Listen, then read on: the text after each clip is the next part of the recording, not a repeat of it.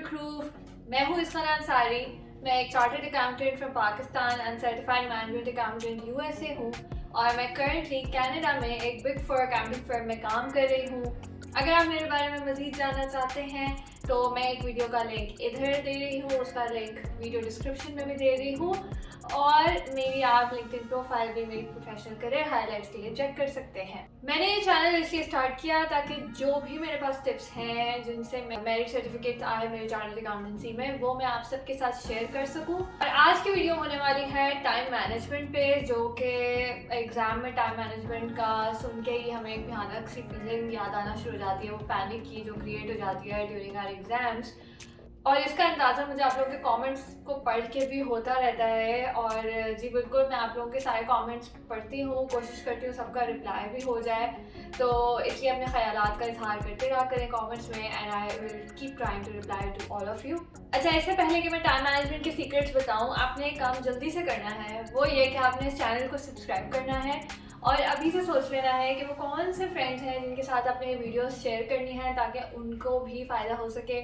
और आपसे ये भी रिक्वेस्ट है कि अगर आप किसी फेसबुक ग्रुप्स जो सीए स्टूडेंट्स एसीसी स्टूडेंट्स वाले ग्रुप्स हैं, अगर उसका आप पार्ट हैं तो आप उसके अंदर भी ये वीडियो शेयर करें ताकि ज़्यादा से ज़्यादा लोगों को हेल्प हो सके। और इसके लिए थैंक्स इन एडवांस। और अब हम चलते हैं टाइम मैनेजमेंट पे। तो टाइम मैनेजमेंट की दो किस्में हैं। एक पहली किस्म यह है कि time management during your exam studies, जब आप एग्ज़ाम्स के लिए प्रिपेयर कर रहे हैं उस टाइम पे टाइम मैनेजमेंट। दूसरी टाइम मैनेजमेंट ये है कि जब आप एग्ज़ाम दे रहे हैं, जिस वक्त वो 3 घंटे हैं जिसमें आपने वो इम्तिहान अटेम्प्ट करना है, उसके अंदर टाइम मैनेजमेंट। तो ये दो टाइप्स ऑफ टाइम मैनेजमेंट है। अब जो first type of time management है उसके बारे में हम काइंड ऑफ थोड़ा सा बात कर चुके हैं मेरी उस वाली वीडियो में जिसके अंदर मैंने टिप्स दी हैं how to deal with failures in CA. अगर आपने वो वीडियो नहीं देखी है तो मैं उसका लिंक इधर दे रही हूँ, वीडियो डिस्क्रिप्शन में भी डाल रही हूँ, वो ज़रूर देखें। उसके अंदर कुछ ना कुछ आपको आइडिया होगा कि आप कैसे बेटर अपना टाइम मैनेज कर सकते हैं ड्यूरिंग योर स्टडीज़। अब हम आ जाते हैं time management during your exams. वो एक बहुत ही चैलेंजिंग थिंग है और काफ़ी लोगों को उसमें इशू फेस होता है। अच्छी से अच्छी प्रेप वालों को भी उससे में इशू होता है। मुझे उन पेपर्स में भी ये टाइम मैनेजमेंट का इशू आया जिनमें मेरे मेरिट सर्टिफिकेट्स आए। तो इसलिए टाइम मैनेजमेंट का इशू एक यूनिवर्सल सा इशू है, लेकिन उसका जो इम्पैक्ट है, टाइम मैनेजमेंट इशू का जो इम्पैक्ट है वो आपने मिनिमाइज़ करना है अपने एग्ज़ाम के स्कोर पे बेसिकली। तो वो कैसे करना है मिनिमाइज इम्पैक्ट, उसके बारे में हम आज बात करेंगे। यहाँ पे मैं एक बहुत मेजर अजम्पशन ले रही हूँ कि आपकी तैयारी अच्छी है।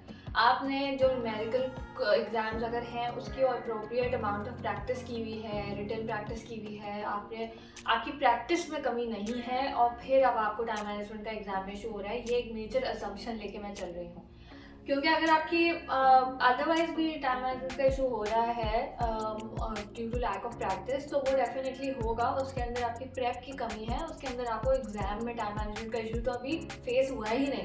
आपको तो इसलिए फेस हो रहा है बिकॉज आपकी तैयारी कम है।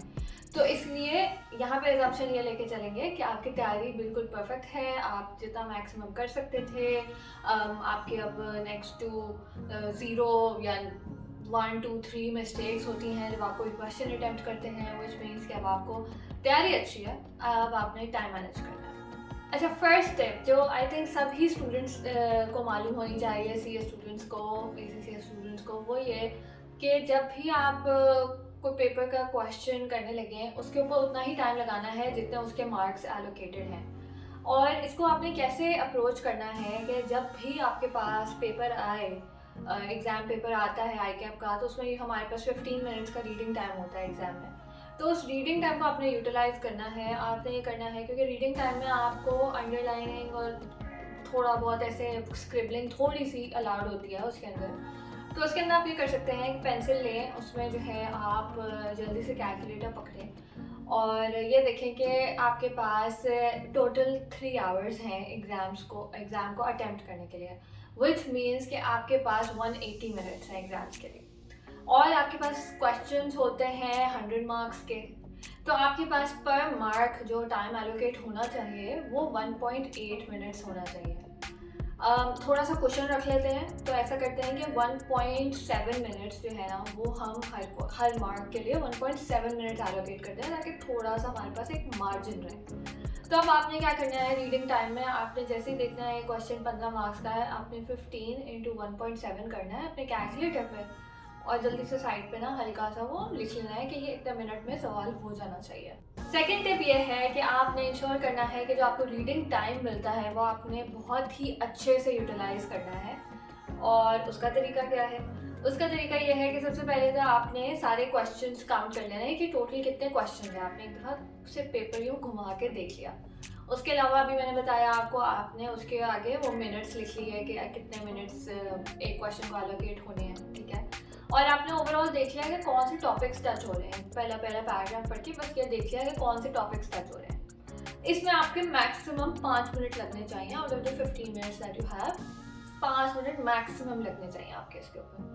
उसके बाद आ जाए कि अब आपने देखना है, अब आपकी चॉइस आ जाती है कि आपने कौन सा क्वेश्चन पहले अटेम्प्ट करना है। यूजली जो लोग होते हैं काफ़ी सारे, जैसे मैं यूजली ये करती थी कि मेरा आदत थी कि मैं पेपर उसके ऑर्डर में ही अटेम्प्ट करती थी। मैं कभी आगे पीछे पेपर नहीं करती थी, except for a few cases जिसके अंदर मुझे ऐसा करना पड़ा क्योंकि मुझे अपना कॉन्फिडेंस बूस्ट करना था या बिल्कुल ही कोई आइडिया ही नहीं था पहले क्वेश्चन का कैसे सॉल्व करना है। तो फिर मैंने आगे पीछे के क्वेश्चंस पहले कर लिए थे। तो पहले तो आप अपनी अप्रोच देखें, आप किस में कंफर्टेबल हैं। उसके बाद जो क्वेश्चन आप सबसे पहले करना चाह रहे हैं, जब आपने वो टॉपिक स्किम किए थे, आपने डिसाइड कर लिया आपने पहला क्वेश्चन कौन सा करना है अपने कंफर्ट लेवल के हिसाब से, तो अब आपने उस क्वेश्चन को कम्प्लीटली समझ लेना है। जो न्यूमेरिकल एग्जाम है उसके अंदर आपने कोशिश करनी है कि एक क्वेश्चन आप कम्प्लीटली समझ के सोच के रख लें कि इसके अंदर मैंने क्या क्या करना है जैसे ही एग्ज़ाम टाइम स्टार्ट होगा। और for theoretical question I think आप इस टाइम के अंदर जो आपको 10 मिनट्स मिले होंगे एक्स्ट्रा, इसके अंदर आप इवन 2 to 3 क्वेश्चन भी सोच के रख सकते हैं कि अच्छा इसका ये रिस्पॉन्स है, ये पॉइंट्स हैं एंड एवरीथिंग। तो इसलिए जो है ये आपने करके आपने अपने 15 मिनट्स को कम्प्लीटली यूटिलाइज करके रखना है, ताकि उसके बाद आप आराम से पेपर स्टार्ट कर सकें। उसके बाद आपने ये करना है कि जो भी जैसे ही क्वेश्चन स्टार्ट करने लगे तो आपने उसके आगे वो जो एक छोटा सा नंबर ऑफ मिनट्स लिखे थे वो देखें और टाइम देखें क्या हो रहा है। अगर उस वक्त 1 बज रहे हैं तो अब आपको पता है कि अगर इस क्वेश्चन पे 15 मिनट्स लगने हैं तो आपका ये क्वेश्चन 1:15 तक ख़त्म हो जाना चाहिए, ठीक है।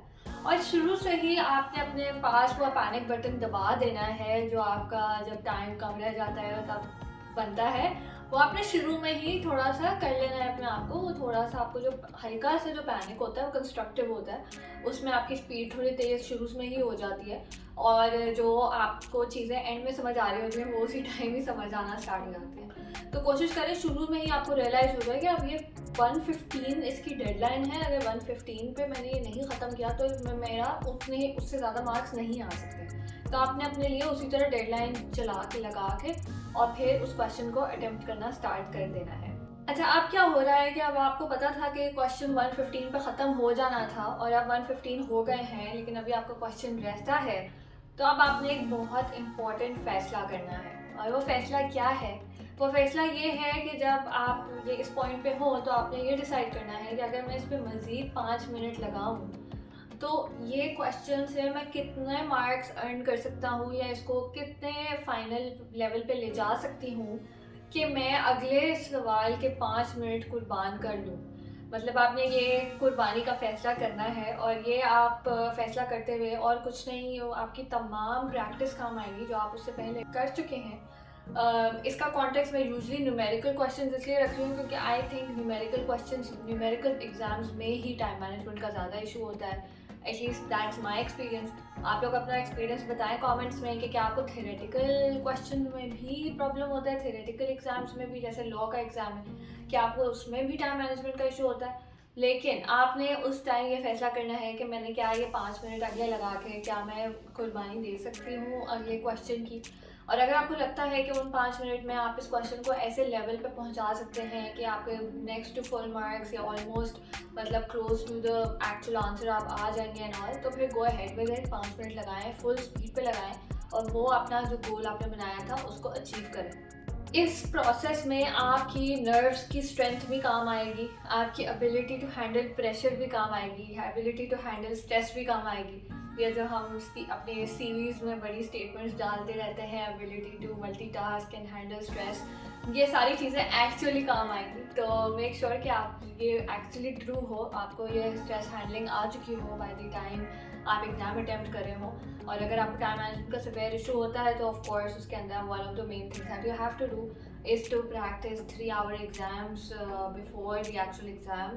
मॉक्स आप दें, फ्रेंड्स के साथ बैठ के दें, एग्ज़ाम इन्वायरमेंट क्रिएट करके दें अगर आपको बहुत सिवियर इशू है टाइम मैनेजमेंट का। एक सबसे इंपॉर्टेंट चीज़ यह है कि मज़ीद आपने वो जो 5 मिनट या 6 मिनट जो भी आपने डिसाइड किए थे, जब आपने वो लगा लिए और फिर भी आपका सवाल अगर अभी नहीं कंप्लीट हुआ या आपको लगता है आपको आगे आता है लेकिन आपके पास टाइम नहीं बचा है, तो मेरी एडवाइस यही है कि कोशिश करें आप थोड़ी जगह छोड़ें और आगे मूव ऑन करें। क्योंकि अगेन आपको हो सकता है आप 6 मिनट और लगाएं और फिर आपको लगे नहीं अभी भी नहीं पहुंचा है, देन फिर आपका वही इशू हो जाएगा कि मे बी आपका एक पूरा क्वेश्चन रह जाएगा, जो कि एडवाइजेबल नहीं है। क्योंकि आपको ये भी नहीं पता है जो आप अभी क्वेश्चन कर रहे हैं आप ठीक भी कर रहे हैं कि नहीं कर रहे हैं। तो इतना ज़्यादा टाइम ओवर लगाना भी नहीं सही, इतनी बड़ी कुर्बानी भी नहीं सही। बस थोड़ी बहुत दे दी, उसके बाद आपने जो है वो आपने अगले सवाल पे मूव ऑन करना है और उसको अच्छे से अटेम्प्ट करने की कोशिश करनी है। नेक्स्ट चीज़ ये है कि कोशिश होनी चाहिए कि आप पूरा एग्ज़ाम अटेम्प्ट ज़रूर करें। आपके हर क्वेश्चन में एटलीस्ट आपके 80 to 90% चीज़ें आपके हिसाब से ठीक हो रही हों और आप पूरा एग्ज़ाम अटेम्प्ट कर रहे हों तो आपका मोस्ट प्रॉब्ली पेपर पास हो जाता है। अगर आप 5 में से सिर्फ 4 क्वेश्चन करेंगे और वो भी ऐसे थोड़े शेकी से होंगे तो फिर आपके जो चांसेस ऑफ पासिंग है वो बहुत लो हो जाते हैं। मुझे फॉर फैक्ट पता है कि 5 में से 4 क्वेश्चंस करने पे भी पेपर पास हो जाता है, पर ये वो उन लोगों का होता है जिनके वो जो अगले 4 क्वेश्चन हैं जो उन्होंने किए हैं वो 100% या बहुत अच्छे तरीके से उन्हें पता होता है कि ये एक्यूरेट हैं और इसलिए वो एक क्वेश्चन पूरा कम्प्लीटली स्किप करने को अफोर्ड कर सकते हैं। पर अगर आप हर क्वेश्चन में आपको प्रैक्टिस में नज़र आ रहा है कि आप मिस्टेक्स करते ही हैं कुछ, तो फिर आपने कोशिश करनी है आप पूरा एग्ज़ाम अटेम्प्ट करें ताकि आप अगर 70%, 60%, 80% भी ठीक कर रहे हैं किसी क्वेश्चन का तो आप ओवरऑल एक पासिंग क्राइटेरिया को मीट कर सकें। नेक्स्ट चीज़ ये है जो कि काफ़ी बड़ी फॉल्ट होती है स्टूडेंट्स की, वो होती है थ्योरेटिकल क्वेश्चंस में कि थ्योरेटिकल क्वेश्चन में आपको काफ़ी कुछ याद आ रहा होता है और आप बस लिखे जा रहे होते हैं, ओवरलोड ऑफ इंफॉर्मेशन कर देते हैं। एक्चुअली ये होना चाहिए कि आपने उतना ही लिखना है जितना आपसे पूछा गया है, आपने टू द पॉइंट सही से आंसर्स देने हैं, उससे रेलेवेंट जो पॉइंट्स हैं वो सारे कवर करने हैं, लेकिन उससे आगे अलां फलां शलां सारी कहानियाँ नहीं सुनानी। दुनिया जहान की हर चीज़ लिख कर ये इंश्योर नहीं होता कि आपको एग्जामिनर नंबर दे देगा। एग्जामिनर के लिए आपने इजी बनाना है उसके लिए कि वो देख सके कि आपको क्या मेन पॉइंट पता था इस क्वेश्चन का या मेन आंसर पता था क्या आपको इस क्वेश्चन का। एक्चुअली 1-2 बार मैंने अपनी एक फ्रेंड के उन्होंने एग्ज़ाम्स अटेम्प्ट किए पेपर थ्योरेटिकल क्वेश्चंस के, और मैंने उनके वो चेक किए उनके सामने और बहुत ही जालिम तरीके से मैंने चेक किए जस्ट टू शो कि आपने एग्जामिनर जो भी चेक कर रहा है उसको फैसिलिटेट करना है कि वो आंसर पढ़ के फ्रस्ट्रेट ना हो कि ये क्या है, मतलब पूरी बुक छाप दी है अब इसके अंदर से एग्जामिनर खुद ढूंढे कि आंसर क्या था। तो उस तरह से मैंने उनको चेक किया उनके सामने, तो उनको समझ आई कि अगले बंदे का क्या पॉइंट ऑफ व्यू है और उस हिसाब से फिर वो नेक्स्ट टाइम से अपना एग्ज़ाम अटेम्प्ट करने लगी। तो ये अप्रोच उनके लिए बहुत हेल्पफुल थी।